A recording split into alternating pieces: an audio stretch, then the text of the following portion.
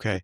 And so in your work, you've established that there are these three big identifiers for potential mass shooters or people who commit mass murder with firearms. There's the fascination with firearms, the nihilism, and the desire for infamy. How did you conclude that those are the three things? Yeah, exactly. Thanks for the question. So a lot of data and results went into this. And I think we've published about 10 studies on this now. There are a lot of, contributors to mass shootings. So the way to think about causes, for example, of mass shootings is to think of a pie, like a circle, like a pie, and to think of different slices in that pie and all the different, quote unquote, causes of mass shootings are different slices of that pie. So one slice of that pie, for example, and the first thing that we examined, as I mentioned, was the contribution of mental illness, and particularly psychotic illness to mass shooting. And we have a number. The number is 5%.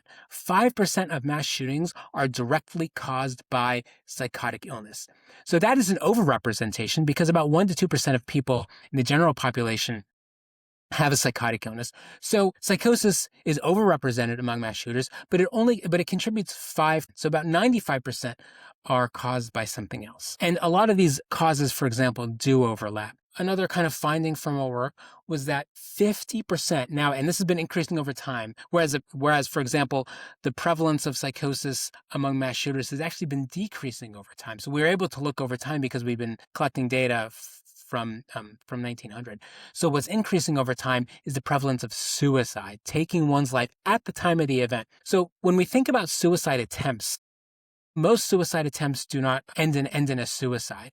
But when we look at mass shooters, almost all mass shooters who attempt to take their life at the time of the event actually end up taking their life at the time of the event. It's really quite unusual. Suicide among mass shooters is quite different than suicide among the general population. So now, again, this has been increasing over time. 50% of mass shooters in America take their life at the time of the event.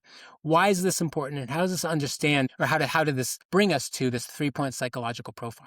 So it does in a few ways. Number one, the way we understand any sort of major event, for example, like a mass murder, is that there are 3 barriers to a mass murder or a mass shooter in this case. Number one is one's own moral system or value. So that values, rather. So that in the psychodynamic sense, that is your super ego, or also your ego, but in particular your super ego, or your conscience, or your religion, your belief in God, and desire to avoid sin, those sorts of things. So that's your value system, your moral values.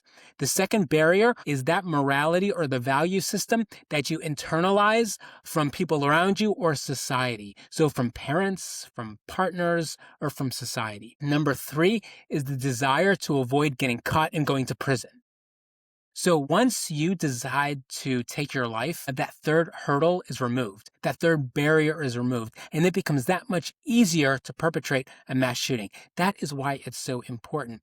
And that's kind of why we're seeing this very high number, especially now. So that's important both to the prevalence of suicide among mass shooters, but also to the hugely increasing number of mass shooters that we've been seeing over the past 20 to 30 years per capita. So that's suicide. And suicide also is very much related to the first point of the psychological profile, firearms. As we know, and as many people know, the method of taking one's life that's most associated with taking one's life is guns or firearms.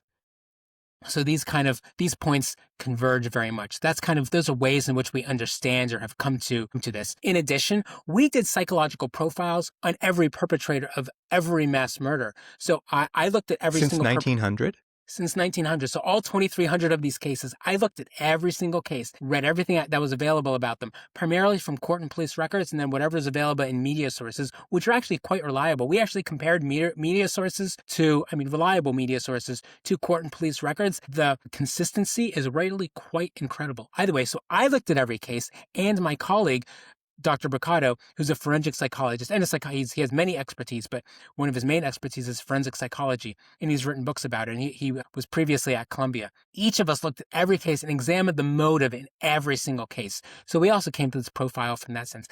To go even deeper on these ideas, you can watch my full episode using the link in the description or the box on the screen.